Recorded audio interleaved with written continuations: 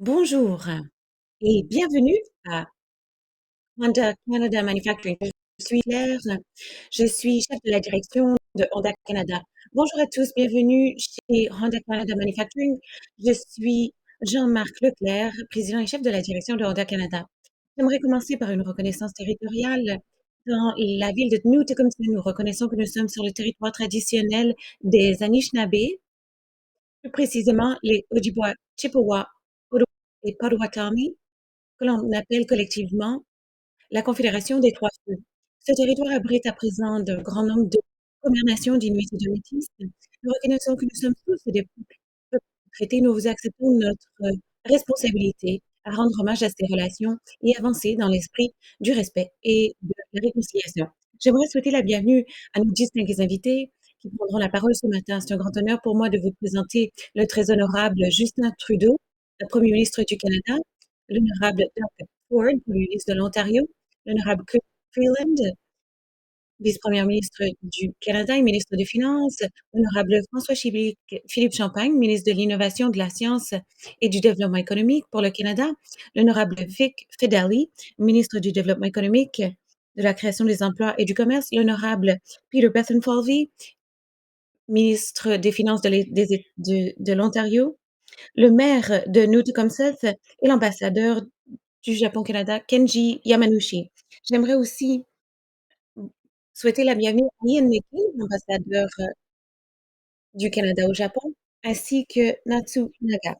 C'est également un grand honneur pour moi de souhaiter la bienvenue à Toshiba Mibe, qui est le président global de Honda. Et enfin, je souhaite oui, bienvenue, vous pouvez les applaudir. Bienvenue à vous tous. Honda Canada Manufacturing est un des fabricants les plus prisés au monde. Cette usine, plus précisément, est impulsée par une volonté de toujours être plus excellent. Nous voulons créer des véhicules qui sont sans pareil et cela est possible grâce à des associés passionnés qui viennent travailler ici dans cette usine tous les jours. Honda of Canada Manufacturing est reconnue comme l'une des usines de fabrication automobile les plus réputées globalement. Depuis près de 15 ans, notre travail est guidé par la persévérance, l'innovation et une recherche incessante de l'excellence. Notre succès de fabrication de véhicules qui sont parmi les meilleurs au monde est dû aux associés dévoués et passionnés qui viennent travailler chaque jour ici dans cette usine. L'annonce d'aujourd'hui évoquera un investissement historique de la part d'un fabricant automobile dans le secteur, un qui rend hommage aux associés qui peuvent maintenant se targuer d'une réputation enviable et qui reconnaît également l'attractivité de l'écosystème canadien, plus précisément de Honda pour les véhicules électriques. Je vais vous donner davantage de détails sur cet avenir, mais je vais céder la parole à Toshiba Mibe, pour ce faire, le PDG global de Honda Canada. Bonjour. Aujourd'hui est un jour important pour Honda au Canada, en Amérique du Nord et dans le monde entier. Je tiens tout d'abord à souhaiter la bienvenue au Premier ministre du Canada, le très honorable Justin Trudeau, le ministre de l'Ontario, l'honorable Doug Ford et les autres invités. Je vous remercie pour le grand soutien de la part des gouvernements fédéral et provincial. Je tiens également à souhaiter la bienvenue à tous ceux qui se joignent à nous aujourd'hui. Honda a commencé ses activités au Canada en 1969, sur la base de notre engagement à construire des produits proches du client. Honda est devenu le premier constructeur automobile japonais à construire des automobiles au Canada en 1986. Nous avons commencé la production ici, avec seulement 350 employés. Grâce à leurs efforts, nous avons augmenté notre capacité petit à petit. Honda a déjà investi plus de 6 milliards de dollars canadiens dans nos activités de fabrication et nos activités commerciales du Canada, avec la capacité de fabriquer 400 véhicules par année. Ainsi, Honda Canada Manufacturing joue un rôle clé en Amérique du Nord, notre principal marché. Nous sommes l'usine principale pour nos 2 modèles les plus vendus, Civic et CR-V. Notre succès au Canada est dû au soutien de nos clients. Nous sommes fiers de la confiance qu'ils accordent à nos produits. Nos employés qualifiés de HCM fabriquent ces produits de haute qualité pour nos clients. La croissance que nous avons connue jusqu'à présent est également due à notre collaboration, celle avec nos revendeurs, nos fournisseurs et les collectivités locales où nous exerçons nos activités. En conséquence, la production automobile de Honda au Canada dépasse maintenant les 10 millions de véhicules, avec plus de 5 millions entre les mains de nos clients au Canada. Nos réalisations démontrent que Honda a été en mesure de contribuer à l'avancement de la mobilité et de la vie quotidienne des gens et de grandir avec les gens de cette collectivité grâce à la puissance des rêves, qui est le slogan de la marque mondiale Honda. Nous croyons au pouvoir des rêves,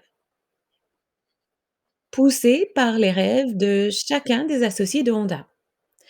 Nous voulons continuer à être une entreprise de mobilité qui offre le pouvoir en aidant chaque Canadien à poursuivre ses propres rêves et rendre leur vie plus agréable. C'est ainsi que nous pouvons contribuer à faire progresser l'économie et la société canadienne.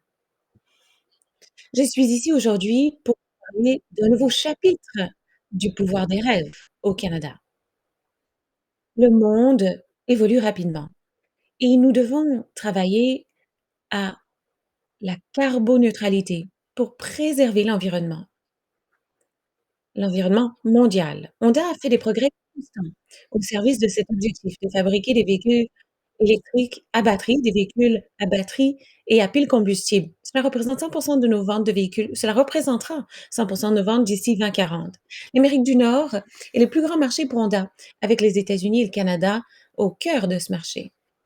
Nous nous efforçons de continuer à offrir des produits attrayants à nos clients en Amérique du Nord, à l'ère de l'électrification. Dans un premier temps, nous avons positionné Honda dans l'État de l'Ohio aux États-Unis, en tant que carrefour du véhicule électrique, en rééquipant ses usines et en construisant une coentreprise de batteries pour véhicules électriques avec LG Energy Solution. Nous jetons les bases de notre production de véhicules électriques en Amérique du Nord. Pour répondre à la demande actuelle de véhicules électrifiés, Honda a réoutillé HCM en production de véhicules hybrides électriques avec le soutien des gouvernements du Canada et de l'Ontario.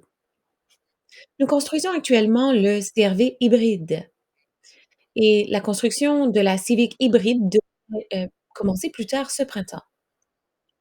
Pour accélérer nos efforts d'électrification au Canada, Honda fera un autre grand pas en avant. J'ai le plaisir d'annoncer que Honda a l'intention d'établir une entreprise verticalement intégrée et complète de chaîne de valeur des véhicules électriques au Canada.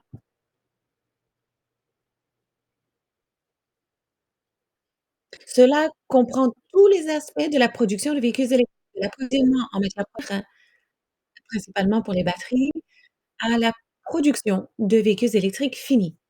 Le Canada est riche en ressources naturelles et encourage activement l'utilisation d'énergies propres.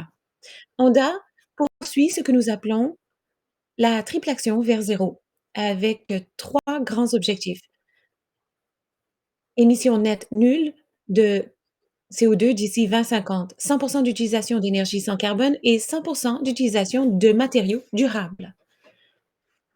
Notre objectif étant de mener nos activités avec un impact environnemental nul, le Canada est un environnement commercial très attrayant pour Honda.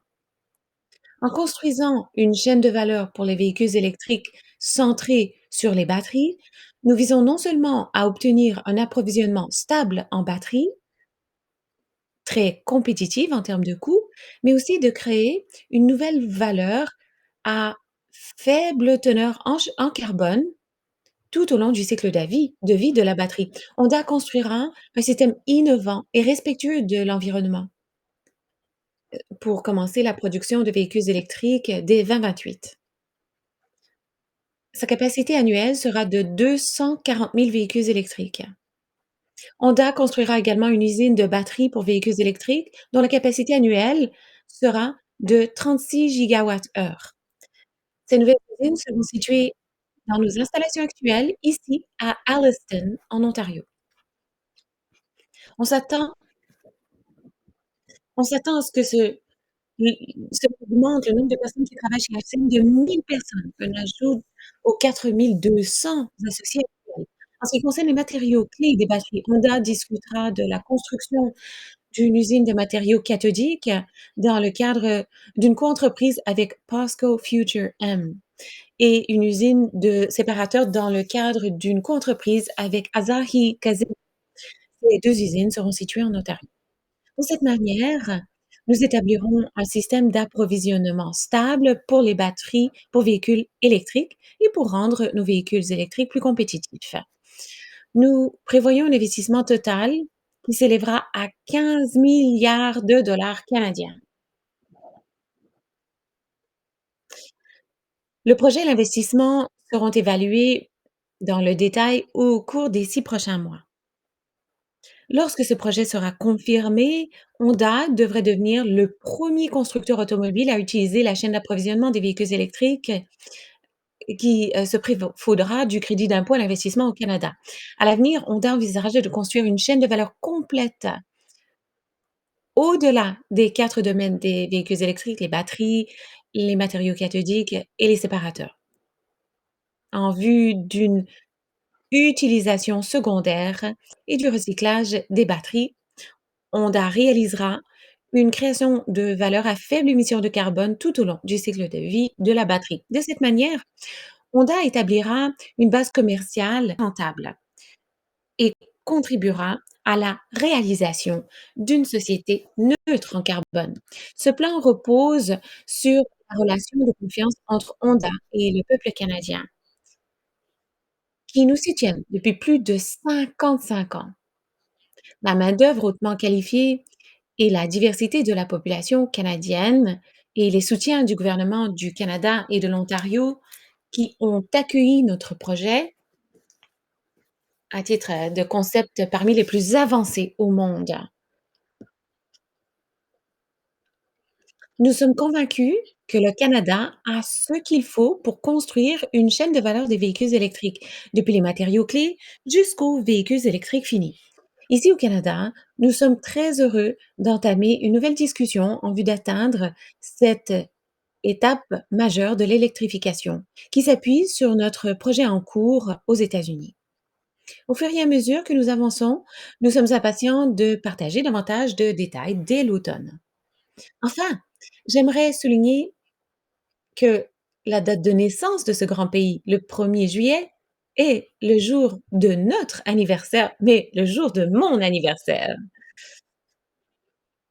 J'ai donc hâte de célébrer la fête du Canada cet été et mon anniversaire par la même occasion.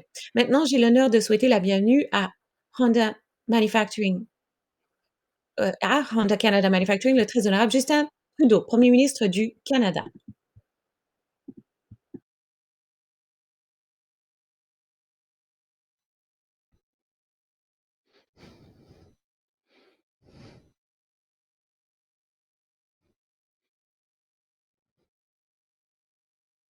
Merci Jean-Marc et bonjour à tous et à toutes et bienvenue. C'est un jour historique avec le plus grand investissement automobile de l'histoire du Canada. Monsieur le Premier ministre Ford, Doug, c'est un plaisir de vous voir, ainsi que les membres de votre équipe, les ministres Fedeli et Betten Falvey. Je suis heureux d'être accompagné par les ministres Phelan, Champagne et Tassi, ainsi que par de nombreux députés de notre caucus, y compris Francesco Maninder, Shafkat, Ryan, Tony, James et Majid. Il est bon également de voir tant d'autres partenaires et d'amis. L'ambassadeur du Japon au Canada, Kanji Yamanouchi, l'ambassadeur du Canada au Japon, Ian MacKay, le maire de New Tecumseth, Richard Norcross. le warden de Simcoe County, Basil Clark, et les adjoints au maire, conseillers municipaux, tous ceux qui sont venus ici pour reconnaître qu'il s'agit d'une grande journée ici aujourd'hui pour la région, pour la province et pour le pays. Il y a beaucoup de monde ici aujourd'hui. C'est parce que nous n'avons pas l'occasion d'annoncer de bonnes nouvelles comme celle-ci tous les jours. Donc un grand merci à tous d'avoir bien voulu être des nôtres. Mais je tiens tout d'abord à applaudir chaleureusement tous les travailleurs de l'automobile présents parmi nous aujourd'hui. Sans votre travail, vos qualités, votre ambition, vos talents, rien de cela ne serait possible. Vous savez, au cours des dernières années, quand je parle avec des PDG comme Yves Besson et Jean-Marc, du monde entier, je leur dis: «Le Canada dispose d'importantes ressources naturelles. Nous disposons d'une énergie propre et nous prenons au sérieux l'action en faveur du climat. Nous avons un accès privilégié au marché grâce à un plus grand nombre d'accords de libre-échange que nos pairs. Nous avons des institutions démocratiques stables et des communautés fortes. Tout cela fait partie de l'avantage du Canada. Mais l'élément central de mon discours est toujours, et c'est le plus grand avantage que le Canada a pour attirer les investissements de partout au monde, ce sont les travailleurs canadiens qui sont les meilleurs travailleurs au monde. Merci de nous avoir facilité la tâche quand il s'agit d'attirer des investissements de l'étranger. Aujourd'hui, Honda entre dans l'histoire de l'automobile canadienne. Avec cette annonce, nous allons investir pour créer la première chaîne d'approvisionnement complète de véhicules électriques au Canada du début à la fin. Aujourd'hui, on annonce que Honda va investir pour créer la première chaîne d'approvisionnement complète de véhicules électriques au Canada. Tout un écosystème sera construit avec 4 nouvelles usines de fabrication en Ontario, dont une usine d'assemblage de véhicules électriques, une usine de fabrication de batteries autonomes et 2 usines de composants de batteries. Ces investissements créeront plus d'un millier d'emplois manufacturiers bien rémunérés, ainsi que de nombreux emplois dans le secteur de la construction et, bien entendu, des emplois pour les fournisseurs de pièces automobiles de l'Ontario. Mais cette annonce ne concerne pas seulement la création d'emplois. Il s'agit également de garantir des emplois de qualité pour les décennies, voire les générations à venir. Les grandes entreprises comme Honda reconnaissent le potentiel du Canada. Mais Bessan l'a dit plus tôt, Honda s'est fixé pour objectif de faire en sorte que les VE représentent 100% des ventes de véhicules d'ici 2040. Au Canada, notre objectif est que 100% des ventes de voitures légères et de camions neufs ne produisent aucune émission d'ici à 2035. Comme un grand Canadien l'a dit, c'est là que s'en va la rondelle et c'est cela notre objectif. Notre gouvernement l'a compris et les travailleurs dans les communautés partout au pays voient ces emplois pour l'avenir. Des endroits comme Alliston, Bridgewater, Windsor, Brampton, Saint-Thomas, Ingersoll, Fort Saskatchewan, Bécancour, McMasterville, Saint-Basile-le-Grand, Maple Ridge. Ils le comprennent aussi. Nous construisons les carrières de l'avenir. Nos politiques économiques, y compris nos politiques climatiques, attirent les investisseurs du monde entier. Nos politiques économiques, y compris nos politiques climatiques, attirent des investisseurs du monde entier. Cela souligne ce que nous avons toujours dit. La politique climatique est une politique économique et compte tenu de son impact sur les communautés environnantes, il s'agit également d'une politique sociale. Nous avons mis en place tout un écosystème. Grâce aux choix faits par notre gouvernement au cours des dernières années, le Canada occupe aujourd'hui la première place mondiale dans le classement de Bloomberg sur les chaînes d'approvisionnement en batteries lithium-ion. L'année dernière, le Canada a attiré le plus grand nombre d'investissements directs étrangers par habitant parmi les pays du G7 et le troisième plus grand nombre d'investissements directs étrangers dans le monde, après les États-Unis et le Brésil. Ce que nous faisons ici est important pour le monde entier, est important pour les Canadiens.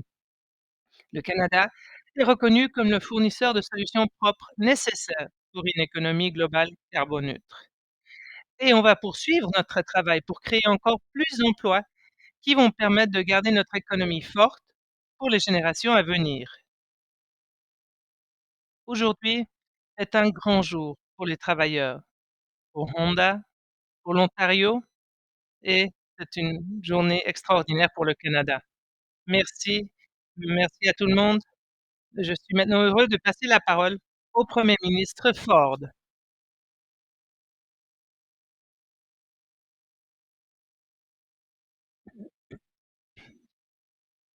Bonjour à toutes et à tous. Merci Monsieur le Premier ministre. Je suis ravi d'être de retour ici à Alliston, aux côtés de mon équipe, hors pair, et mmh, le ministre Fideli, le premier vendeur de mon équipe. Merci à ce grand champion. Merci aussi à mon ministre des Finances, Monsieur Maitland Falvey. Je l'appelle le ministre de l'argent parce que c'est lui qui contrôle tout l'argent. Et également, le vice-premier ministre de la Santé, Sylvia Jones, et ministre de l'Environnement également, de Kenjen, vit assez près d'ici, en fait.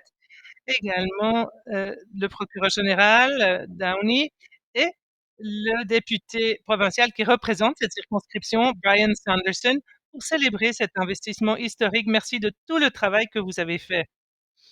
Tiens également à saluer l'ambassadeur Yamanouchi, merci. L'ambassadeur Mackay également, le consul général, merci. J'apprécie tout le travail que vous avez fait. Et le maire Norcross. Le maire m'a promis qu'il allait construire ces très belles collectivités pour loger les travailleurs. Merci beaucoup, monsieur le maire. Vous pouvez m'appeler quand on va commencer, la mise en chantier de ces logements. J'aimerais également reconnaître, la vice-première ministre et ministre des Finances, Chrystia Freeland, toujours agréable de vous voir, Christy, et le ministre Champagne, je crois que c'est aussi votre, mmh, préposé au rang numéro 1, et toute votre équipe. Cet accord est un autre exemple de nos 2 gouvernements travaillant ensemble pour reconstruire notre économie, pour créer de meilleurs emplois avec des salaires plus élevés et de faire le travail nécessaire. Merci. Je tiens également à remercier Jean-Marc et tous les employés de Honda Canada. Nous vous remercions de nous accueillir aujourd'hui et je veux reconnaître tous les membres de l'équipe ici et nous avons fait leur connaissance. Merci d'avoir contribué au succès de l'Ontario et de Honda. Merci à Bessan. Merci de nous avoir donné cette occasion. Merci à Ozawa-san, ainsi à toute l'équipe de Honda Motors, Takizawa-san et à l'équipe d'American Honda et Oe-san et votre équipe de HDMA. Depuis plus d'un siècle, le secteur de l'automobile joue un rôle très important dans l'économie de notre province.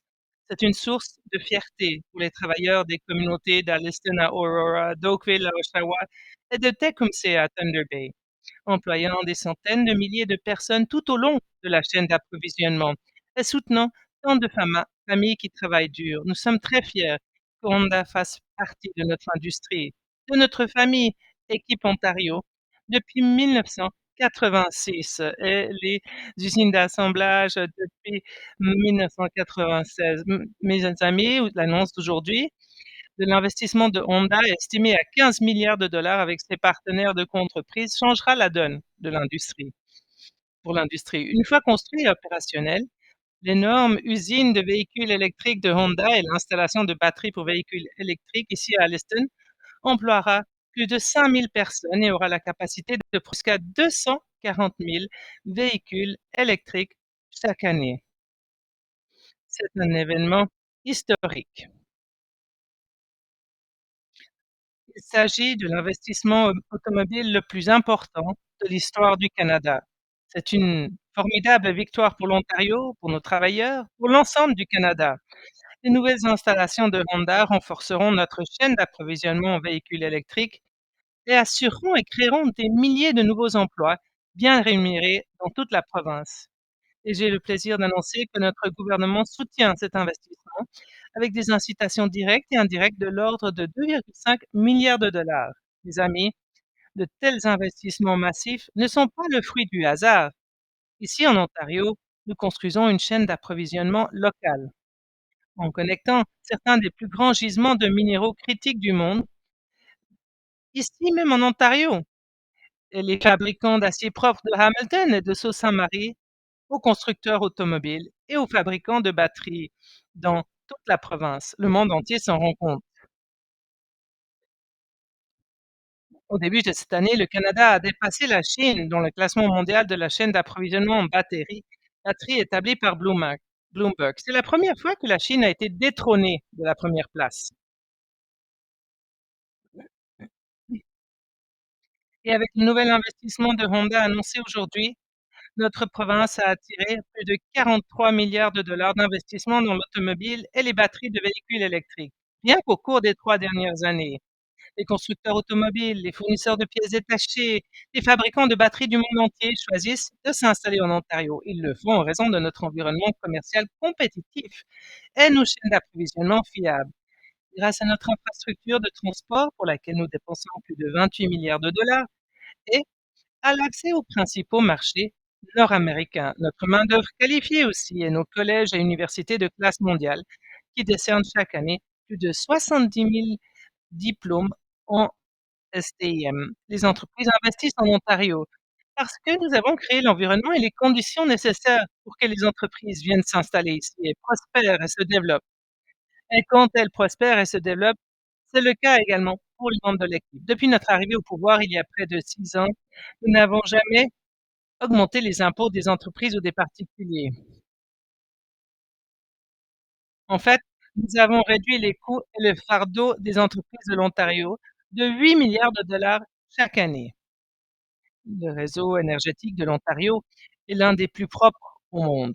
Nous sommes les premiers au monde à envisager l'avenir du nucléaire avec de petits réacteurs modulaires. Et aujourd'hui, grâce à ces avantages, l'Ontario est le seul endroit du monde que les 6 plus grands constructeurs automobiles ont élu comme domicile.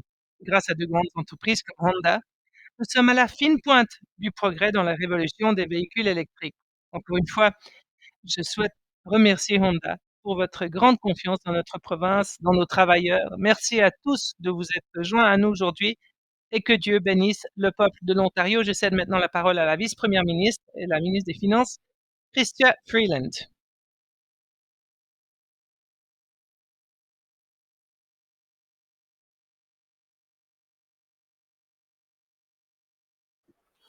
Eh bien, merci. Merci infiniment, Monsieur le Premier ministre Trudeau, Monsieur le Premier ministre Ford. Vous et moi avons discuté lundi de la semaine dernière pour, justement évoquer cette annonce, qu'il nous tardait de faire et je dois dire à quel point c'est un grand jour pour Alliston, pour l'Ontario et pour le Canada. C'est un véritable plaisir que d'être ici. Également commencer, comme l'a fait le Premier ministre Trudeau, à reconnaître l'excellent travail réalisé par, les employés. Nous avons eu l'occasion de visiter l'usine avant l'annonce et une personne m'a dit: «Vous savez, c'est amusant de travailler ici, c'est comme le Lego pour les adultes, mais sauf qu'on fait des voitures avec le Lego» et tout le monde m'a dit: «On est vraiment emballés par aujourd'hui parce que c'est pour nous, mais aussi c'est pour la prochaine génération». C'est des emplois pour aujourd'hui, mais pour l'avenir également. C'est une question de sécurité, c'est une garantie et je ne serais être plus d'accord avec, cette déclaration. Beaucoup de gens ont contribué à aujourd'hui, mais avant tout, ce sont les personnes formidables qui travaillent ici et qui font un si bon travail. C'est la raison pour laquelle Honda a confiance en cette usine, en ces travailleurs de laquelle elle fait cet investissement historique. Alors félicitations, vous êtes remarquables.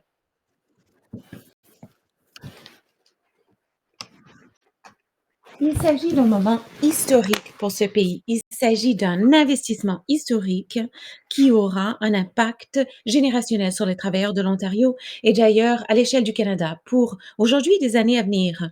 Nous voulons stimuler le genre de croissance qui sera assurée la prospérité de chaque génération de Canadiens et de Canadiennes. Pour faire cela, le budget que j'ai présenté la semaine dernière redouble d'efforts pour attirer des investissements, augmenter la productivité, encourager l'innovation et créer des emplois valorisants et bien payés. La cheville ouvrière de cet effort est assurément les 93 milliards de dollars que nous avons garantis en crédit d'impôt. Cela comprend l'investissement dans la chaîne d'approvisionnement pour les véhicules électriques. Lorsque nous avons d'abord présenté ces crédits d'impôt, le gouvernement a déclaré qu'il donnerait aux entreprises la certitude dont elles avaient besoin, mais surtout le soutien dont elles avaient besoin pour faire des investissements historiques qui auront des effets pour les générations à venir. Et aujourd'hui, nous avons la preuve que ce plan fonctionne. Nous avons la preuve que les crédits d'impôt donnent pour le Canada et pour les Canadiens ce qu'on espérait.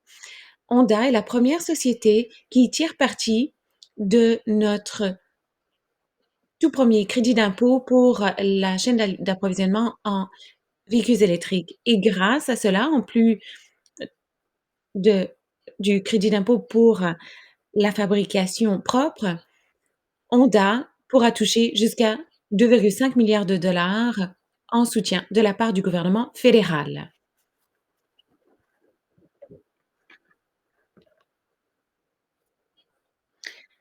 C'est le plus grand investissement jamais fait par, Honda en Amérique du Nord et nous sommes vraiment très fiers que cela se produise ici. Nous sommes vraiment très fiers que vous ayez choisi le Canada. Je souhaite surtout remercier Toshiro Mibe, Manuba Azawa-san, qui ont travaillé très fort et de manière si créative à ce projet. Souvent, il a fallu avoir des rencontres très tard ou très tôt au Japon en raison du décalage horaire. Je suis vraiment très reconnaissante, pour l'innovation, l'engagement visant à concrétiser ces choses. Merci beaucoup.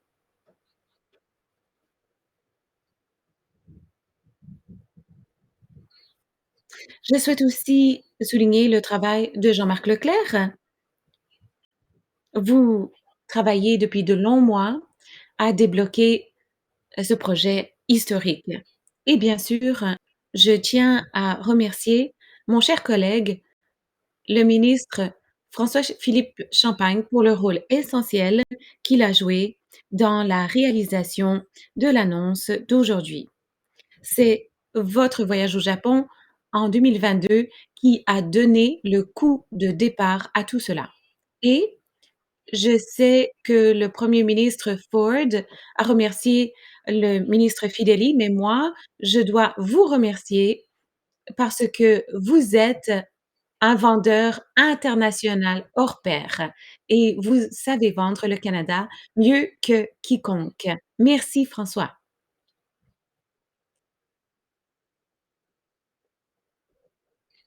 Et évidemment, je souhaite prendre un petit instant pour souligner le rôle des politiques mises en place par notre premier ministre, fédéral dès 2015 lorsqu'il a reconnu que l'économie et l'environnement allaient de pair et qu'un bon plan climatique était le l'assise d'un grand plan économique. C'est le parcours sur lequel nous sommes engagés depuis. Vous le voyez dans l'électricité propre qui est à la base de l'investissement d'aujourd'hui. Vous le voyez également dans la reconnaissance internationale du monde entier, heu, par rapport aux engagements du Canada pour le climat, ce qui est à la base de la croissance, des emplois et des résultats d'aujourd'hui. Honda a des intérêts ici au Canada depuis 1986, ici à Alliston, où elle a créé sa première usine. L'investissement d'aujourd'hui, témoigne du long historique, du Canada en matière collaboration avec le Japon.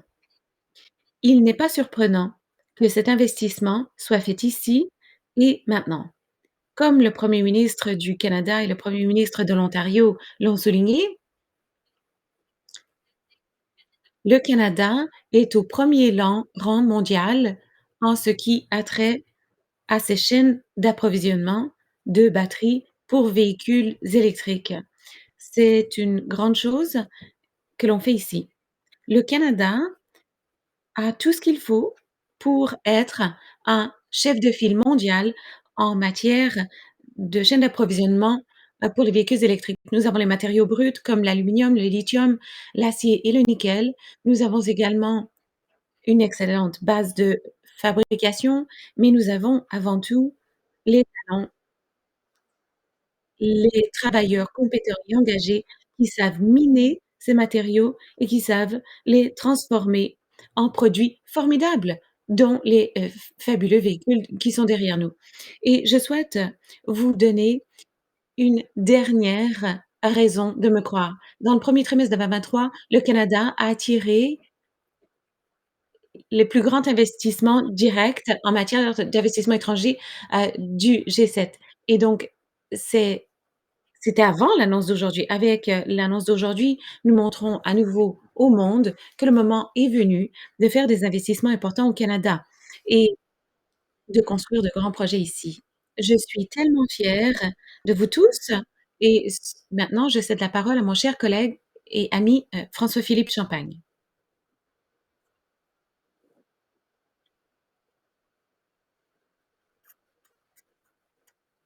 Alors pour une fois, j'apparaîtrai grand, c'est formidable. Bonjour Alison, quelle matinée, heu, pour se retrouver et évidemment, c'est pour moi un plaisir de m'y retrouver. D'abord merci Jean-Marc, merci pour ta détermination et ta passion de faire de Honda Canada un leader. Merci, tu étais avec nous, depuis les tout premiers jours dans cette grande réalisation d'aujourd'hui. C'est un grand investissement, mesdames et messieurs. C'est un investissement historique. Cela change la donne pour le Canada et pour le secteur de l'automobile. Comme vous l'avez entendu de la part du premier ministre du Canada et de l'Ontario, il s'agit du plus grand investissement dans les 75 ans d'historique de cette entreprise. Il s'agit du plus grand investissement automobile de l'histoire du Canada et il s'agit d'une preuve que nous avons les meilleurs travailleurs de l'automobile du monde entier. Je ne sais pas ce que vous en pensez, mais c'est quelque chose qui me plaît beaucoup. Je me plais à le dire. Alors, avant de commencer, j'aimerais dire et si quelqu'un doute toujours du leadership du Canada à l'échelle internationale lorsqu'il est question de véhicules électriques, j'espère que vous regardez cette conférence de presse, car aujourd'hui, nous disons au monde entier que le Canada est l'endroit où investir. Mais avant de commencer, permettez-moi d'abord de parler du premier ministre du Canada. Le premier ministre, je veux que tout le monde sache que tous les Canadiens et Canadiennes qui nous regardent, tous les Canadiens et Canadiennes qui nous écoutent, je veux que vous sachiez que c'est grâce à la passion, la vision et la détermination du premier ministre de faire du Canada le centre de manufacture propre que nous pouvons annoncer que le Canada sera un carrefour de la planification de la fabrication de véhicules électriques du monde entier. Je veux vous féliciter, Monsieur le Premier ministre. Vous nous inspirez tous les jours et c'est grâce à vous qu'aujourd'hui, nous voyons ce genre d'investissement. Car vous l'avez vu, bien avant d'autres personnes, qu'être un carrefour de la fabrication propre nous permettrait de diriger à la fabrication globalement. À ma collègue, Madame Freeland, heu, sans vous, ceci ne serait pas possible. Je veux vous remercier de nous donner les moyens de transformer le secteur automobile de ce pays pour les générations à venir. Merci Madame la ministre Freeland, vous êtes une partie intégrante de ce que nous avons réalisé aujourd'hui, ce que nous annonçons aujourd'hui. Monsieur le Premier ministre Ford, chaque fois que nous sommes ensemble, il s'agit de croissance, d'emploi, de passer à l'histoire, d'aider les Ontariens et Ontariennes. Monsieur le Premier ministre Ford, je crois que nous atteignons de nouveaux sommets aujourd'hui. C'est un autre court-circuit aujourd'hui. Heu, vous nous aidez toujours, moi et Vic, vous nous dites toujours, «Visez haut, visez le plus haut possible» et nous, le faisons avec, joie. À ma mon cher ami Vic Fedeli, mon, ami, vous savez, dans mon travail, je sillonne le pays pour attirer des investissements, mais Vic y a déjà été ou est sur le plan d'y aller partout où je vais. Alors, c'est un véritable témoignage des résultats de ce partenariat que nous avons, lui et moi. Mi-Be-San, à vous, nous témoignons du plus grand respect. Merci pour votre vision et merci pour votre passion. Merci pour, votre, implication personnelle. C'est en raison de votre participation personnelle que cet investissement est possible et vous avez fait confiance aux travailleurs et travailleuses canadiens. Vous nous avez fait confiance et nous en sommes reconnaissants. Je me rappelle toujours les conversations que j'avais eues avec le président de Honda il y a 2 ans. Dans le cadre de cet échange, il m'a dit, parfois je parle beaucoup, il m'a dit, je vous ai entendu, soyez patient. Je dirais, bon, c'est une patience qui en a valu le coup. 2 ans plus tard, nous avons le plus grand investissement de toute l'histoire de Honda. À mon cher ami ministre Tassi, ministre Bethan Falvey, ambassadeur Yamuchi et nos collègues du caucus de l'Ontario, merci de nous avoir accompagnés, car votre soutien a fait toute une différence dans ce que nous pouvons réaliser aujourd'hui pour les générations à venir. Mais de manière plus importante, et finalement, et cela a été dit, mais je pense que ça vaut le coup de le répéter, je souhaite remercier les milliers, les générations de travailleurs de Honda, dont un grand nombre est ici, c'est grâce à vous, c'est grâce à votre excellence, c'est grâce à votre travail acharné, c'est grâce à votre expertise que nous pouvons attirer des investissements historiques comme celui-ci. Je peux vous garantir dans mes échanges avec le président de Honda, il nous a dit c'est la meilleure usine du monde entier. Vous méritez nos applaudissements nourris. Alors, qu'on se le tienne pour vous, dit c'est grâce à vous. C'est formidable d'être à Alliston aujourd'hui. Vous savez, si vous voulez voir à quoi ressemble un sourire à 1 milliard de dollars, regardez le maire aujourd'hui. Lorsque je suis entrée ce matin, je lui ai dit, Monsieur le maire, ceci transformera la ville et la province pour des générations à venir. Comme vous l'avez entendu dire de la part du premier ministre fédéral, la création d'une chaîne d'approvisionnement complète, dont une installation de fabrication de batteries de véhicules électriques, c'est un grand gain non seulement pour Alstom, mais aussi pour l'Ontario. C'est un grand gain pour les Canadiens. Cela en dit long sur la compétitivité de notre pays. Cela en dit long sur la force de notre chaîne d'approvisionnement et cela représente non seulement un autre grand vote de confiance dans le secteur automobile du Canada et l'avenir collectif du Canada, mais aussi notre rôle dans les énergies propres. En effet, après Ford, GM, Stellantis, Volkswagen, c'est maintenant au tour de Honda de se tourner vers le Canada pour la fabrication de sa prochaine génération de véhicules. On parle de près de 240 000 véhicules électriques qui seront fabriqués ici, rien de moins, mesdames et messieurs. Ces investissements représentent des opportunités générationnelles alors que la planète tout entière se tourne vers une économie carboneutre et que les investisseurs se tournent vers le Canada. Depuis plus de 100 ans, le secteur canadien de l'automobile est un moteur de croissance économique à travers le pays, un moteur exceptionnel pour l'innovation et un moteur pour la création de bons emplois qui sont très bien payés.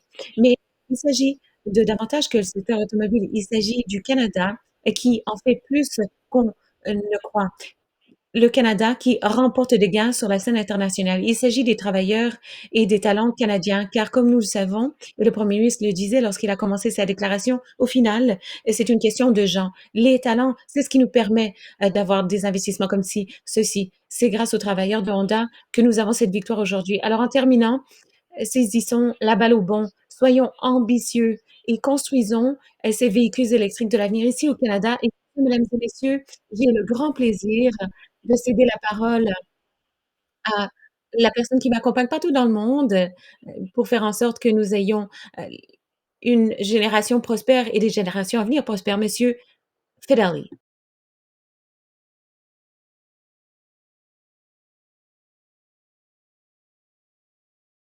C'est toujours le pire de devoir suivre François, Jean-François. Il y a 75 ans, Honda Motor Company a été créée au Japon. Un an plus tard, ils ont présenté leur première voiture conçue et fabriquée à l'origine.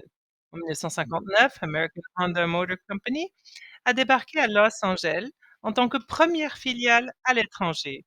En 1986, Honda a ouvert cette usine ici à Alliston, la première usine automobile japonaise au Canada. Leur première voiture construite, la Honda Accord.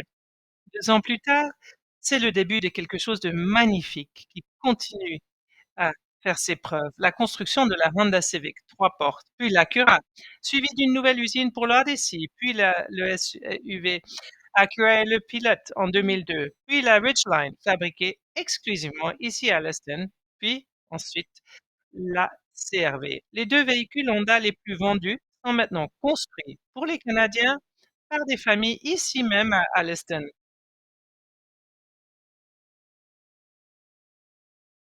Et nous voici ici aujourd'hui avec un autre moment marquant de l'héritage de Honda.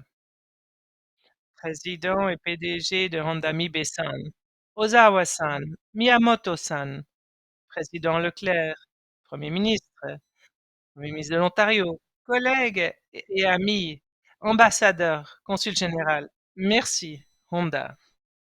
Merci de continuer à faire confiance aux habitants d'Alliston et de continuer à investir ici en Ontario. Comme vous l'avez entendu de la part de bon nombre des orateurs, nous en sommes à un tournant de l'histoire de l'automobile, puisque nous passons de 125 ans de moteurs à combustion à des véhicules électriques à batterie. Ces décisions ne sont pas faciles à prendre et prennent du temps. En fait, notre première discussion sur les VE, comme vous l'avez entendu dire, a eu lieu à Tokyo il y a presque 2 ans. Et la seule chose que nous savions en entreprenant ce projet, c'est qu'il s'agirait avant tout de relations. Parce que Honda savait déjà que l'Ontario possédait le talent nécessaire, les travailleurs exceptionnels d'Alliston. Ils le prouvent à chaque jour. Alors, un grand merci aux travailleurs d'Alliston. Honda Honda savait que l'Ontario avait la terre, l'énergie propre, l'écosystème élevé, les minéraux essentiels. Toutes les cases sont cochées ici, en Ontario. Mais encore une fois, c'est toujours une question de personnes, de relations et je dois vous dire qu'une fois que vous avez franchi ce pas décisif, que vous êtes passé, heu, donc d'une situation où vous travaillez ensemble plutôt que d'être des adversaires en vente et que vous êtes passé à celui de partenaire, tout devient plus facile. Mais je dois dire également en toute franchise que c'est une bonne chose d'avoir le premier ministre fort à la table, le meilleur négociateur de la planète. Ami Bessan, ce fut un plaisir de travailler avec votre équipe, que ce soit lors de nos nombreux voyages à Tokyo ou ici même en Ontario. Ils ont été de véritables professionnels et ont représenté Honda d'une manière dont vous pouvez être fiers. Ozawa-san, Miyamoto-san, vous étiez de grands négociateurs et comme vous étiez des visiteurs réguliers chez le Premier ministre, nous pensons que cela fait de nous de grands amis. Jean-Marc, félicitations. Vous vous êtes trouvé à cheval entre président de Honda, qui veut le meilleur pour son entreprise, et fier Canadien, qui veut le meilleur pour son pays.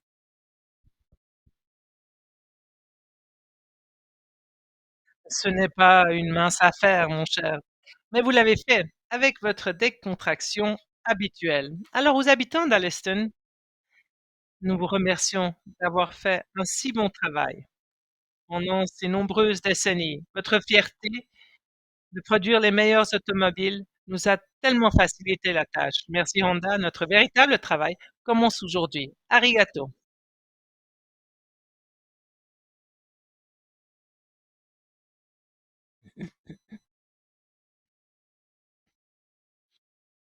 Et j'ai maintenant le grand plaisir de vous présenter mon formidable collègue, l'homme avec l'argent. Il va me taquiner à ce sujet. Le ministre Batten Flavi. Eh bien, certains d'entre vous, vous me connaissez peut-être comme étant le ministre des Finances de l'Ontario qui ne peut pas être bouleversé, mais en fait, je suis bouleversé aujourd'hui. J'aimerais remercier tous les travailleurs, tous les associés ici. Applaudissons-les encore une fois. Merci et bonjour à toutes et à tous. Je tiens tout d'abord à remercier Honda pour son engagement à long terme en faveur de l'Ontario, ce dont nous lui sommes vraiment reconnaissants. Je remercie également le Premier ministre Ford, le ministre Fedeli, ainsi que le Premier ministre Trudeau, la ministre Freeland et la vice-première ministre et le ministre Champagne. Je suis fier. Moi, je suis de Saint-Lambert, donc je suis fier de participer à l'annonce passionnante d'aujourd'hui. Stimuler la croissance de la chaîne d'approvisionnement de bout en bout de l'Ontario pour les véhicules électriques et les batteries de V fait partie de l'engagement de notre gouvernement à favoriser les emplois bien rémunérés, les chèques de paie. On aime bien des plus gros chèques de paie. Il y a eu quelques assentiments. euh, et la croissance économique dans toute la province. L'annonce aujourd'hui est un bon exemple de la manière dont notre plan fonctionne avec nos partenaires de l'industrie et d'autres niveaux de gouvernement. Nous attirons les investissements des entreprises et assurons aujourd'hui la réussite économique de demain.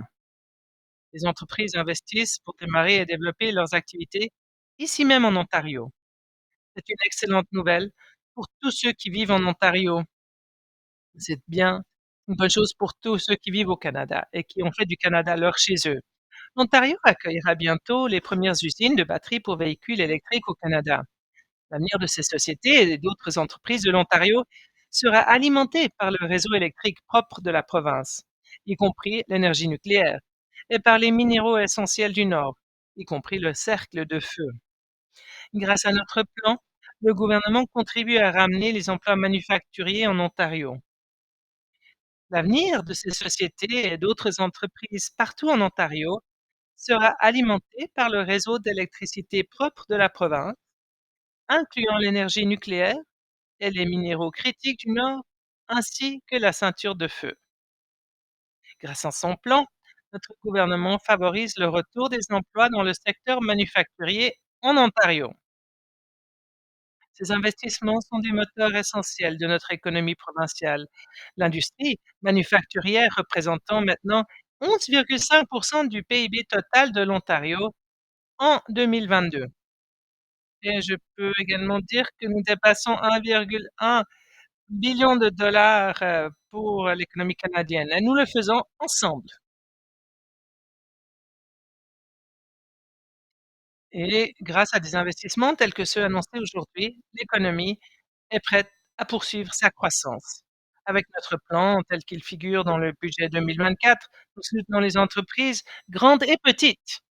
Comme le Premier ministre Ford l'a dit, nous prévoyons jusqu'à 8 millions de dollars d'économies 8 milliards de dollars d'économies pour les entreprises en Ontario et cela comprend des économies de 3,7 milliards de dollars pour les petites entreprises de l'Ontario. L'Ontario reconnaît l'importance des technologies de fabrication avancées et des chaînes d'approvisionnement pour aider les entreprises à accroître leur productivité, à créer de nouvelles sources de revenus et à créer des emplois hautement qualifiés et à renforcer leur compétitivité à l'échelle mondiale. Aujourd'hui est une étape historique de notre plan et nous sommes sur la bonne voie pour faire de la province un lieu compétitif pour investir et un endroit où il fait bon vivre et travailler. Alors merci, merci tout le monde. Et maintenant, je vais donner la parole au formidable maire de Tecumseh, le maire Richard Norcross.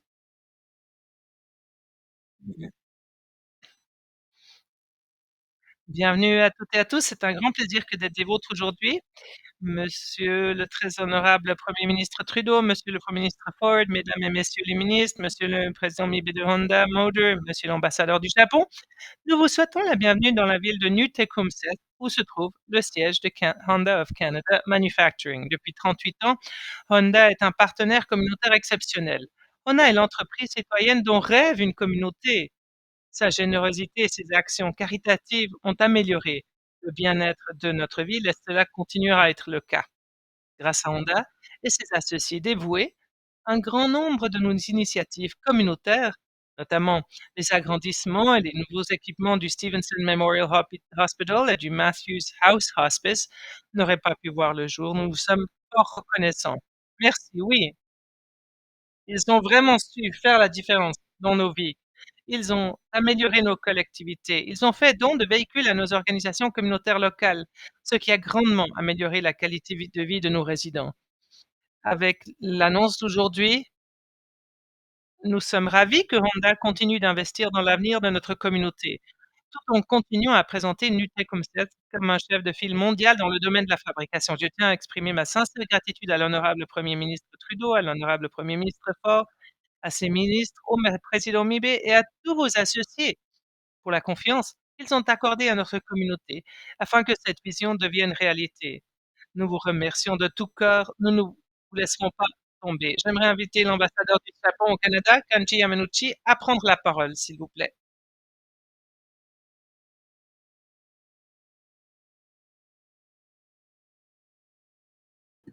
Bonjour. Beaucoup de gens importants ont dit des choses importantes, alors je n'ai pas grand-chose à rajouter. Mais j'aimerais dire qu'aujourd'hui, cette conférence de presse elle-même montre bien que les relations entre le Canada et le Japon amorcent un nouveau chapitre de notre histoire. Et cette conférence de presse elle-même est un symbole de notre amitié. Comme ambassadeur, en ma qualité d'ambassadeur du Japon au Canada, quand je regarde autour de moi, je vois que la géopolitique au 21e siècle n'est pas facile. Elle se complique. Au même moment, il faut viser la carboneutralité d'ici 2050. Si on pense à ces deux choses, géopolitique et décarbonement, du point de vue japonais, cette réponse est le Canada. On se tourne vers le Canada. Alors, rappelez-vous, en septembre dernier, le gouvernement du Japon et le gouvernement du Canada ont signé un mémoire d'entente pour un protocole d'entente pour l'approvisionnement en batterie. Mais aujourd'hui, vous avez la concrétisation de, de ces projets. Le gouvernement de l'Ontario et le gouvernement fédéral partagent cette vision, partagent cette stratégie, partagent une passion et ils se font confiance. C'est la raison pour laquelle nous sommes ici aujourd'hui. Et il ne s'agit pas seulement de fabriquer des voitures, il s'agit d'amitié, mais aussi, bon, il ne s'agit pas que du Canada, pas que du Japon, il s'agit du monde entier, car cette nouvelle production fera une différence pour l'avenir et cela contribuera à l'amélioration du monde. Alors de nouveau, je souhaite remercier ma profonde reconnaissance et mon respect profond pour tous les travailleurs, toutes les travailleuses, tous les négociateurs, tous les représentants du gouvernement, le Premier ministre, le Premier ministre fédéral de l'Ontario. Merci beaucoup. Miigwech, arigato gozaimashita. Nous allons maintenant commencer par la période de questions. Alors, la première question, Global News. Bon après-midi, bonjour à tous et toutes. Monsieur le Premier ministre, les subventions qui ont été données à Volkswagen et Stellantis pour les attirer en Ontario est un peu critiquées, mais maintenant vous servez de crédit d'impôt. Est-ce qu'il y a davantage de certitude avec les crédits d'impôt pour le contribuable? Est-ce que le crédit d'impôt est la trajectoire vers l'attraction d'autres entreprises, comme par exemple Toyota? Alors, au cours des dernières années, comme gouvernement, nous avons délibérément fait des choix visant à renforcer la production de véhicules électriques et de fabrication propre en général. Le ministre Ford a été un partenaire sans égal. Vous le voyez à la lumière des réussites que nous avons annoncées. Lorsque les États-Unis ont fait intervenir la loi, l'IRA, cela était une réaction à ce que le Canada avait pu faire pendant 4 ans d'un gouvernement aux États-Unis qui ne se concentrait pas sur l'économie verte. Alors, le gouvernement actuel a dû faire du rattrapage et investir énormément pour essayer d'attirer des investissements propres de partout sur la planète. Nous, nous avons tâché d'offrir des investissements et des crédits de production équivalents qui seraient livrés lorsque les batteries et les véhicules électriques étaient produits lors de leur création, car c'est ce qu'exigeait la loi américaine, l'IRA. Mais au même moment, nous construisions tout un écosystème au sujet des minéraux critiques, des équipementiers, mais aussi des fabricants de pièces automobiles et les plus petits fabricants d'automobiles de l'Ontario et du Canada qui feraient de cet endroit un endroit intelligent pour que d'autres entreprises investissent. Et depuis le début, Honda a vu l'opportunité que représentait l'Ontario en raison de la grande réussite, les réussites remarquables de l'usine de Alliston, la réussite extraordinaire, longue de plusieurs décennies pour Honda ici au Canada. Ils savaient qu'ils pouvaient faire fond sur cela. Donc, tandis que Honda s'est adressé à nous, nous avons pu nous servir des crédits d'impôt pour les investissements qui ont été mis en place depuis quelques années pour faire en sorte que cet investissement soit logique. Mais je le rappelle, les pays de par le monde essaient de d'investir dans diverses sociétés pour attirer ces investissements. Et oui, il faut être responsable et compétitif, mais au même moment, ce n'est pas la raison pour laquelle Honda et d'autres grandes entreprises continuent de choisir le Canada.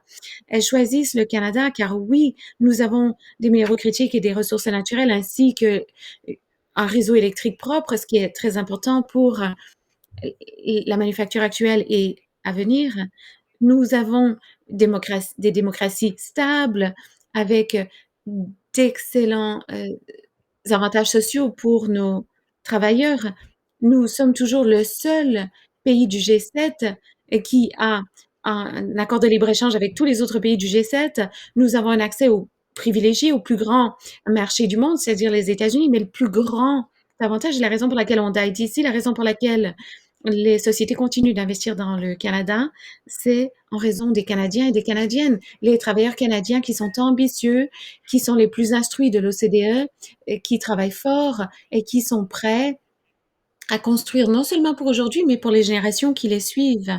Alors oui, comme gouvernement, nous faisons des choix, nous choisissons d'investir pour attirer ces sociétés importantes qui créeront des emplois non seulement pour aujourd'hui ou pour les années à venir, mais pour les générations à venir.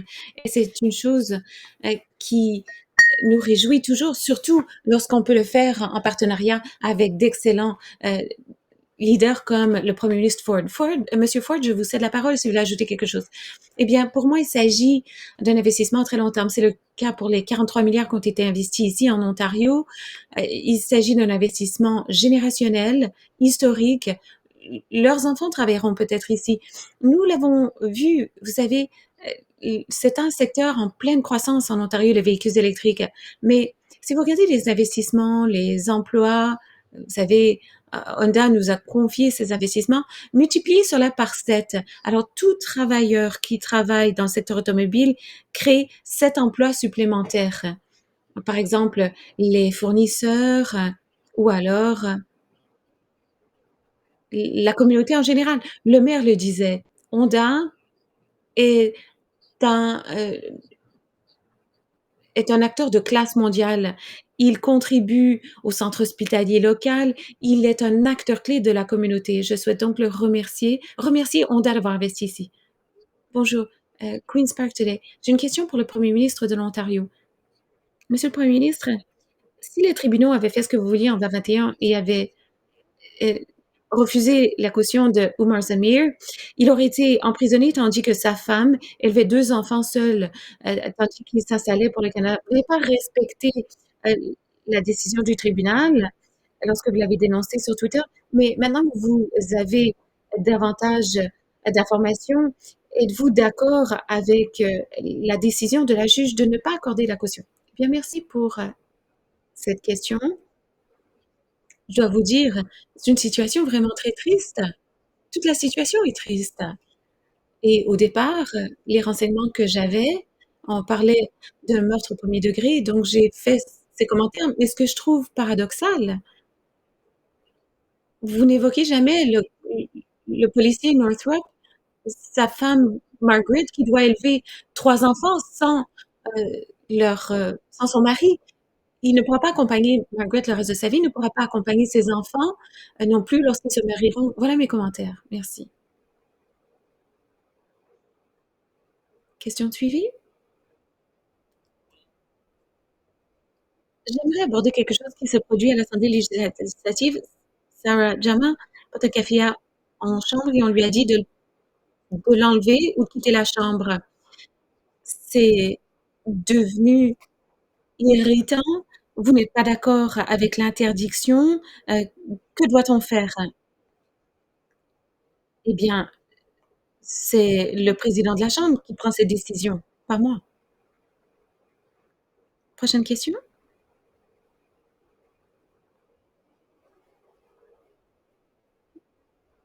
Barbara de iPolitics. J'adresse ma question au Premier ministre du Canada. On le disait aujourd'hui, les entreprises qui produisent des batteries électriques se servent de travailleurs étrangers. On veut à présent garantir des emplois pour les Canadiens et les travailleurs de métier. Est-ce que vous allez faire en sorte que Nexstar embauche des travailleurs? Avez-vous des garanties de Honda que quelque chose de similaire ne se produira pas ici? En fait, les investissements que l'on fait ici, que ce soit avec Nexstar ou avec Honda, visent la création d'excellents emplois pour les travailleurs canadiens. Je sais que la coalition CBTU a déclaré sur son site Internet récemment qu'elle travaillait étroitement avec Stellantis et Nexstar pour faire en sorte qu'il y ait d'excellents emplois pour les Canadiens. Cela fait partie des engagements de Stellantis et de Nexstar. On continuera de les accompagner. Je dois dire que des 2000 personnes qui travaillent à Windsor pour le moment, il n'y a qu'environ 72 d'entre eux qui sont des travailleurs étrangers, simplement parce qu'il y a de l'équipement spécialisé qui exige une bonne formation. Alors les Canadiens peuvent faire cette installation chez Honda. Je sais que Honda travaille déjà euh, étroitement avec CBTU, avec ce syndicat, pour faire en sorte que la construction des usines se fasse correctement et qu'on insiste toujours sur la santé et la sécurité des travailleurs canadiens. Oui, on veut créer des produits verts que les Canadiens vont acheter, sur lesquels ils pourront dépendre à l'avenir, mais il s'agit surtout d'investir dans les travailleurs, dans les collectivités dont ils font partie. Avec la construction de ces usines, on veut faire en sorte que les produits canadiens et du monde entier soient plus sûrs et produisent de bons emplois. Adrian Cobro, CTV National News. Ma question s'adresse à quiconque peut y répondre clairement. On regarde devant nous cette usine de véhicules électriques de Honda. Combien d'emplois seront créés dans l'usine directement? Et combien le gouvernement paie-t-il pour chacun de ces emplois par l'entremise des crédits d'impôt et de la transaction dont il est question aujourd'hui? Il y a un débat à l'heure actuelle en politique et le Parti conservateur du Canada voudrait qu'on ne fasse pas ces investissements comme aujourd'hui. Il est contre l'investissement qu'on a fait à St. Thomas en Ontario pour Volkswagen. Ils ont décrit l'investissement de Stellantis en Ontario. Ils continuent d'être contre l'investissement du Canada dans de bons emplois pour l'avenir. C'est un débat légitime, mais je crois que le Parti conservateur a tort. Tandis que le Canada cherche de nouveaux moyens de fabriquer des produits plus propres, des véhicules plus propres, changer ce que l'on construit, changer ce que l'on fait, il y a des pays de par le monde se font concurrence pour ces investissements. Et nous savons qu'un investissement aujourd'hui dans Honda, tandis que Honda crée de nouvelles installations, de nouvelles usines qui vont embaucher un millier de nouveaux travailleurs, cela ne fait pas que créer des emplois, d'excellents emplois pour des milliers de personnes. Cela contribue à un écosystème qui signifie fabricants de pièces automobiles, signifie collectivités qui auront des commerces, des artistes. Cela signifie des générations à venir d'un Canada qui crée les solutions dont le monde a besoin. Oui, il y a des politiciens qui préfèrent attendre, dire il faut équilibrer le budget, quelles qu'en soient les répercussions, même si cela signifie ne pas investir dans les travailleurs et les travailleuses du Canada. Mais je pense qu'ils ont tort et ça fait partie du choix que peuvent prendre les Canadiens lorsqu'on aura une élection dans les 18 mois à venir. Sommes-nous euh, un pays confiant ou est-ce qu'on dit aux Canadiens, arrangez-vous seuls, sans nous? Je sais que les gens de Alliston, mais les gens de partout au Canada d'ailleurs, sont fiers du rôle de chef de file du Canada en matière de chaîne d'approvisionnement de véhicules électriques. C'est la première fois que nous avons damé le pion à la Chine. C'est la première fois que quelqu'un dame le pion à la Chine, car le Canada investit délibérément dans son avenir et d'ailleurs dans l'avenir de la planète. Je suis donc très fière d'être ici accompagnée d'un progressiste conservateur qui comprend que l'investissement dans les travailleurs, dans la manufacture, dans l'avenir de l'Ontario, c'est ainsi qu'on construit une économie forte pour aujourd'hui et pour les décennies à venir.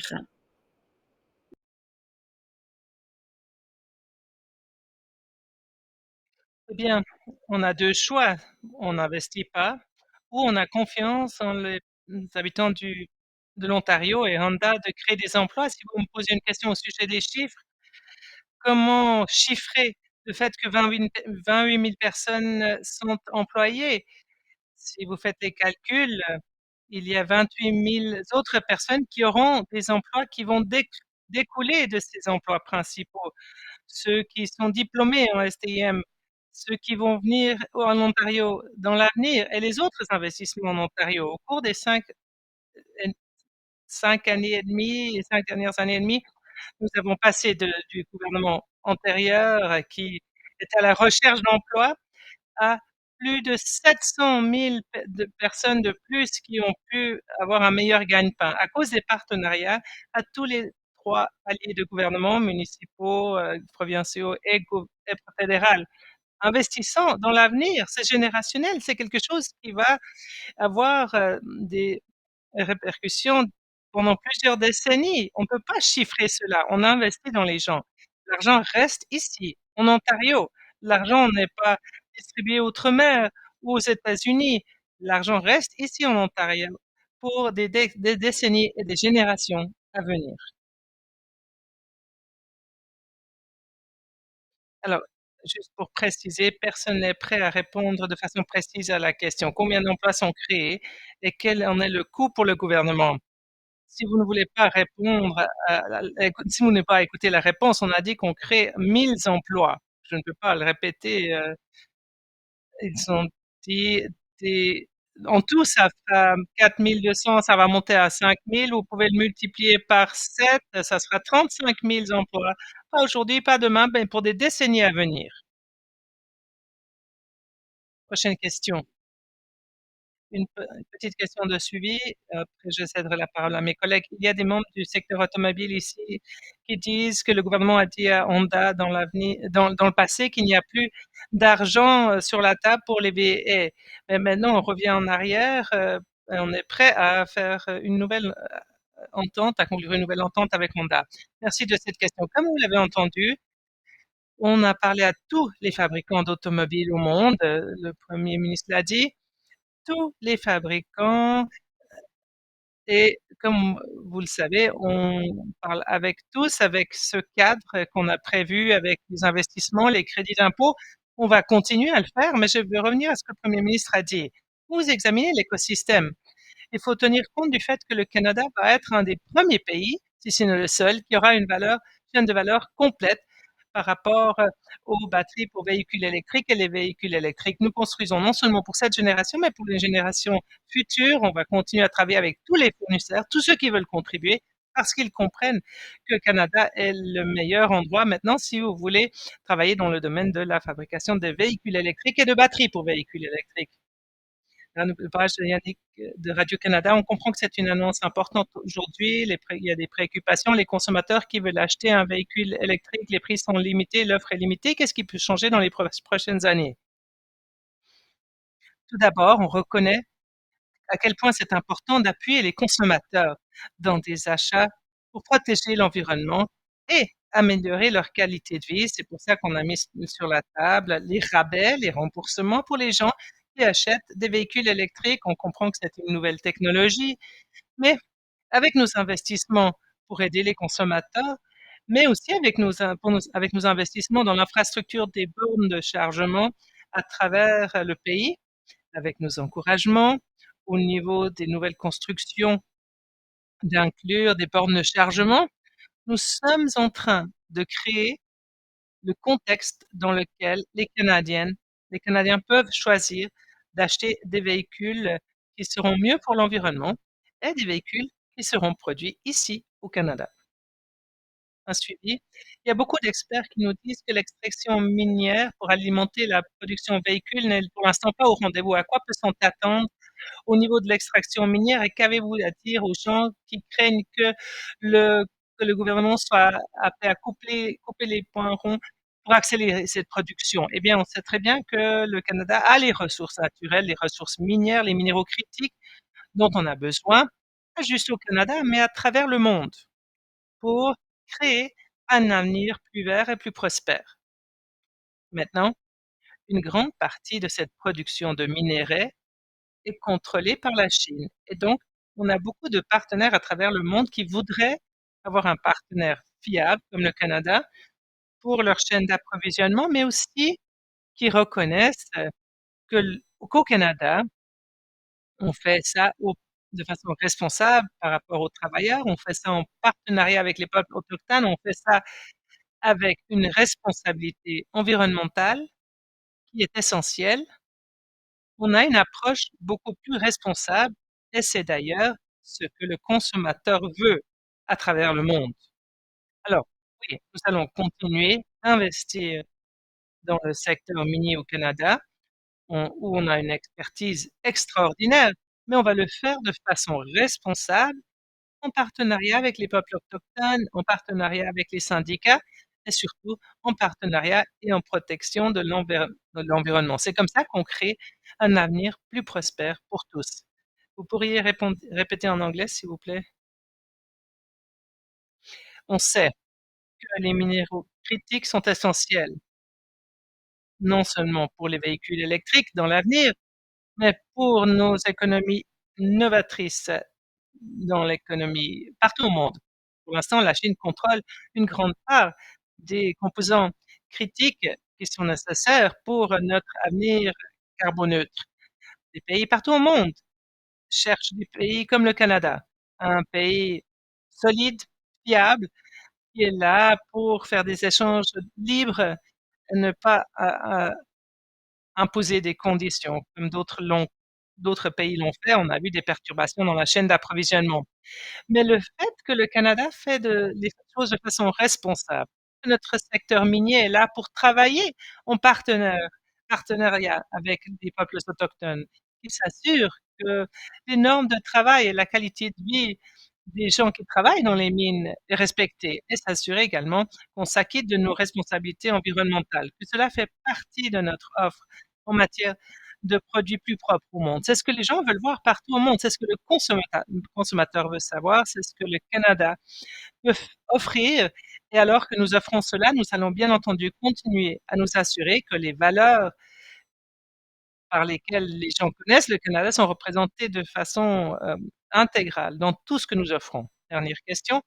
Merci Bir Musa, CBC News, Nouvelle Radio-Canada. Question pour le Premier ministre. Les revendications minières en Ontario ont augmenté au cours de la dernière année. Cette région est perçue comme étant essentielle pour l'industrie croissante des batteries pour véhicules électriques au Canada. Mais les Premières Nations environnantes ont dit qu'elles n'avaient pas été consultées de façon appropriée. Et où en sont les choses avec ces Premières Nations? Eh bien, il faut que je suis en fait en désaccord. J'ai eu une excellente conversation avec le chef d'Airlane. On est très près de signer une entente pour créer les premiers 80 kilomètres de route et on va continuer à collaborer avec les premières communautés des Premières Nations. Nous avons également 2 autres communautés des Premières Nations, Martin Falls et une autre communauté qui ont été des partenaires hors pair. Vous savez, quand on fait venir une route par la ceinture de feu, ce n'est pas seulement une question de minerais critiques, mais aussi de minéraux critiques, mais aussi de créer des emplois, de créer des soins de santé.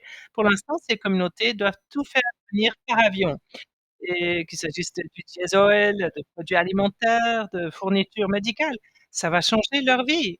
On va amener la bande large à ces communautés. Ils auront accès par route tout au long de l'année, donc accès terrestre par le biais des routes, ça va changer la vie des gens. On va s'assurer qu'ils auront de l'électricité afin qu'ils ne doivent pas dépendre du diesel. Nous allons vraiment changer la donne pour ces gens. On va travailler main en main avec les communautés des Premières Nations. Ils ont été des partenaires inouïs et nous nous réjouissons de passer à la mise en chantier. Question de suivi? Question pour le Premier ministre. Il y a des indications comme quoi les Canadiens ne ne vous reconnaissent pas pour les politiques du budget. Pourquoi est-ce que vous pensez que c'est le cas? Ce n'est pas une question de reconnaissance, c'est plutôt une question de faire ce qu'il faut. S'assurer que le Canada est équitable. La réalité est que pendant très longtemps, avec la génération Z, l'économie ne semble pas être équitable. Les occasions à saisir pour leurs parents et grands-parents de travailler fort et de pouvoir économiser, d'acheter une maison, de se construire un avenir, ne semblent pas être là pour les jeunes, y compris les jeunes qui ont d'excellents emplois, qui travaillent même à un emploi secondaire et qui font tout ce qu'il faut en fait. Mais au lieu de pouvoir être propriétaire de maison, ils s'en éloignent de plus en plus. Ce n'est pas juste et ce n'est pas une bonne chose non plus pour l'économie. Nous avons besoin de nous assurer que les jeunes Canadiens, les jeunes familles soient optimistes vis-à-vis de l'avenir, qu'ils soient empreints de confiance, qu'ils savent que leur travail ardu va donner des résultats. C'est pour ça que nous avons proposé un budget qui se concentre sur l'équité, la justice. Demander à ceux qui ont le plus réussi de payer un peu plus pour s'assurer que les jeunes Canadiens, en fait, chaque génération, puissent voir l'horizon le succès, pardon, dont nous avons besoin à l'horizon. Heu, nous avons beaucoup investi dans les logements et nous investissons beaucoup dans des mesures, par rapport à la justice, comme plus de places en garderie, l'infrastructure qui va permettre aux gens de se déplacer davantage, d'avoir davantage de collectivités. Faire croître l'économie d'une façon empreinte de sens pour les générations futures. Ce sont là le type de choses qui vont savoir faire la différence. C'est le choix auxquels seront confrontés les Canadiens lors de la prochaine élection. Est-ce qu'on investit dans un avenir plus solide ou est-ce qu'on se dit: «Non, le gouvernement n'a pas besoin de faire tout cela, le gouvernement va laisser à l'économie le soin de se débrouiller seule». Mais ce qui arrive, c'est qu'il y a trop de gens qui sortent de la classe moyenne. L'effet de ruissellement ne fonctionne pas, l'austérité ne fonctionne pas, mais un gouvernement qui crée des programmes comme les soins dentaires pour les aînés, les Canadiens qui n'ont pas de couverture dentaire, une assurance médicaments pour s'assurer que les femmes puissent avoir accès à des contraceptifs et aussi, par exemple, à des médicaments pour le diabète, pour empêcher des conséquences, dévastatrices. Investir dans les services de garde pour enfants, investir pour attirer les chefs de file mondiaux comme Honda. Ce sont là les choix que nous faisons. Ce n'est pas une question de popularité politique. Il s'agit plutôt de faire ce qu'il faut pour que chaque génération puisse avoir une chance de réussir pour les prochaines décennies et c'est ce que nous allons faire justement.